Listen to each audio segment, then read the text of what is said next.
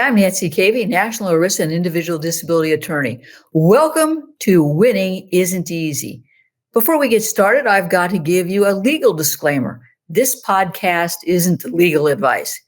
The Florida Bar Association tells me that I have to say this, so I've said it, but nothing will ever prevent me from giving you an easy-to-understand overview of the disability insurance world, the games that disability carriers play, and what you need to know to get the disability benefits you deserve. So off we go with today's episode. Today, I'm going to be walking through some of the tips that I give my clients for answering questions on an ERISA activity of daily living form. Now, we're going to have 3 sections in this episode, and I'm going to be covering, number 1, tips for how to answer the question, how does your illness or injury or conditions limit your ability to work? 2, tips for how to answer the question, what do you do on a typical day?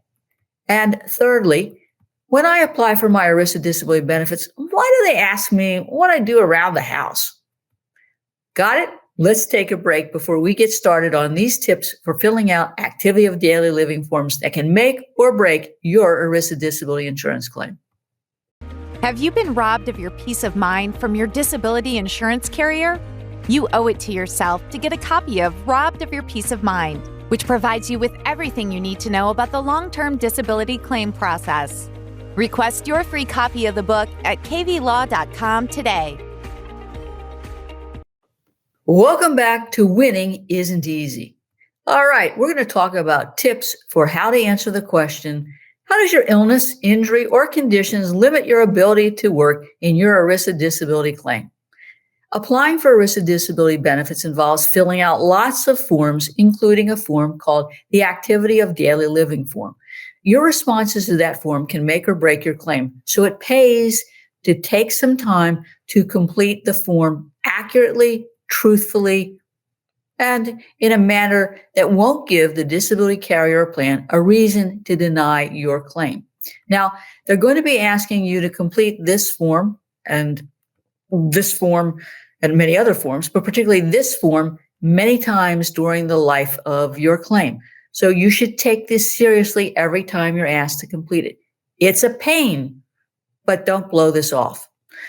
What are some of the common questions on the activity of daily living form that I see that can be problematic? Well, they're going to ask questions about your medical condition, how your illness or injury or condition limits your ability to work, what you do during the course of a typical day, what are your very specific daily activities, and, what's your ability to perform things like sitting, standing, walking, and lifting? Again, I've said we want to be truthful in completing this form. We don't want to exaggerate. We don't want to minimize things. In other words, we don't want to be on either end of the spectrum. We don't want to make it sound like you are in incredible pain 24/7. And on the other hand, we don't want you to be the John Wayne silent type.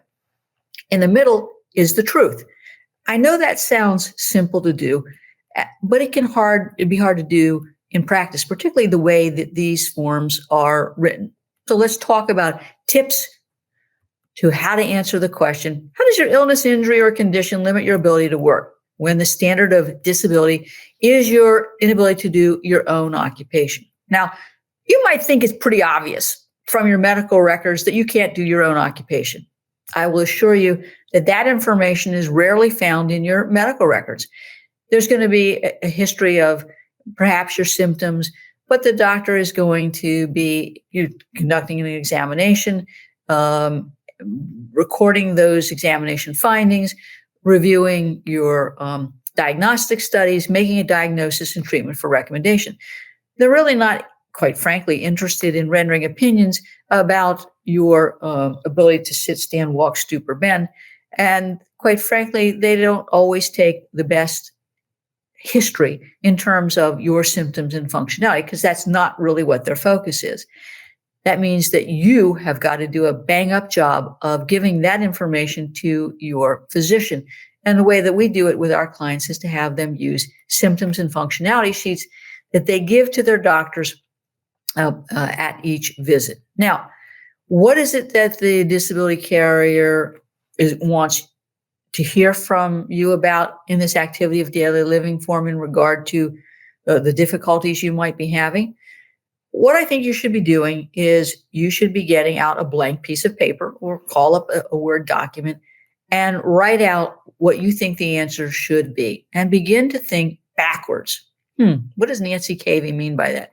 Well, what I mean is you should be writing down each of the material and substantial duties of your occupation. In other words, what is it that you have to do and what couldn't be omitted in terms of your job so that you couldn't do the job or that the job wouldn't be the same. So, for example, if you're a manager and you can't walk the plant floor because of your back problem, that's a pretty essential element of the job because part of your job is supervision. So you want to be taking this piece of paper and you want to be writing on, down the length of the left-hand side, what is the material physical duties? Standing, walking, bending, stooping, lifting, describe them. Same way cognitively, what is it that you have to do? Do you have to fill out forms? Do you have to prepare presentations? Do you have to schedule, budget? Those sorts of things. And then talk about the what I call the social interaction duties, the psychosocial duties. You got to interact with your supervisors, coworkers, the public. Now that you've written down all of those duties, you might be surprised at all the things you do, but I want you to draw a line across the paper from each of these material and substantial duties. And then on the right-hand side of the paper, I want you to write down what it is from each one of your medical conditions that you would have problems doing. So, for example, you might be a project manager.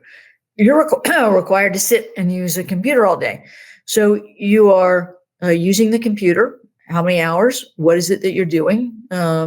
And you have difficulty sitting because of your back condition. So you can only sit for 45 minutes and then you have to get up and move around, or you may have to elevate your legs.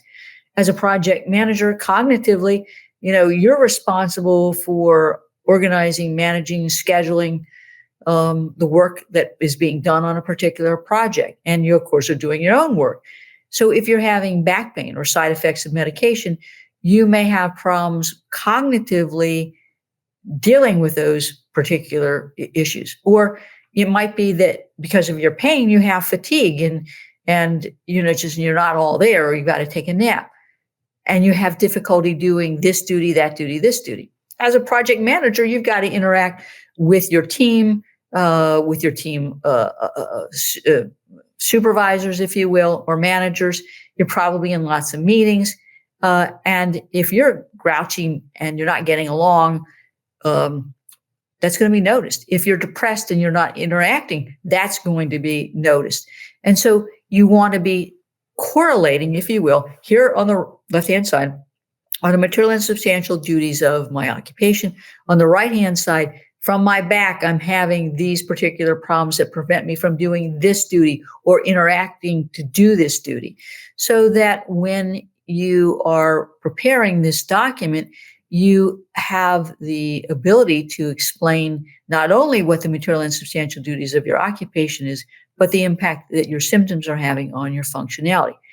Now, what you also need to do is go look at that policy definition of occupation, because sometimes the definition of occupation is your occupation as it's performed in the national economy or pursuant to the DOT, not how it's performed for your particular employer. So when you're writing out your occupational description and the material and substantial duties, you need to also understand that definition. You might need to get from your employer the job description or occupational description. You might have to go on the Dictionary of Occupational Titles and see how this out-of-date document describes your job duties, because ultimately the issue is, why is it that you can't perform your occupation as that's defined in the terms of the policy or plan? Now, another tip, you need to make sure that your answers aren't contradicting what is in your medical records, or that it's not contradicting what you say on the ADL form about your hobbies or social activities. So again, all of this has got to be consistent and consistent with what you internally put on your ADL forms and consistent with what you are telling the doctor. Now, how does any of this change when the standard of disability becomes the inability to do any occupation? Remember, once you've been paid your own occupation benefits, you might be eligible for any occupation benefits if you can't perform any occupation that you're hypothetically capable of doing in view of your education and skill level and your restrictions and limitations. The reality is, if you can do a sedentary occupation, you are going to be losing your any occupation claim. That's the carrier's game. And one of the tools they're going to use is to use your ADL forms against you to argue that you can do a sedentary job. Now, when you're approaching the end of your any occupation benefits, the disability carrier plan is going to send you another activity of daily living form. Do not blow that one off. Understand that the definition of disability is changing from an inability to do your own occupation to an inability to do, in essence, a sedentary occupation. I want you to be thinking differently. Take out another piece of paper. Write down, based on each one of your disabling medical conditions, what problems you would have doing a job on a full-time basis. Doing a job on a full-time basis that would require you to sit down all day. Doing a full-time job that will require you to use your upper extremities and your hands in a repetitive fashion, or twisting or bending. What problems you might have with production or pace in doing a sedentary job. So, for example, if for example, a sedentary job might involve something as stupid as addressing envelopes all day, what problems would you have with production or pace? If you are having problems with concentration, you got to document those problems, because again, those can interfere with the ability to meet pace and production requirements. What problems would you have with absenteeism? What problems would you have getting along in a sedentary job with your coworkers, the public, supervisors, that sort of thing? Again, we are thinking backwards, because we want to make sure, as you're filling out that activity of daily living form, that you are, giving the carrier lots of big clues why you couldn't do a sedentary job. Now, saying you can't do a sedentary occupation isn't good enough. The more specific details about how each one of your medical conditions limit your ability to do a sedentary occupation is much better. Now, you don't want to write a novel, and you don't want to exaggerate, and you don't want to minimize the issues, but your answers need to be complete. And as I said, somewhere in the middle. The way I think about this is, if I were to read this, could I, in my own mind's eye, see why it is you couldn't do a full-time, easy job sitting down all day using your upper extremities, using the pace and production requirements? And once again, you need to make sure that what you're saying is consistent with your medical records and the other parts of the activity of daily living forms that you're completing.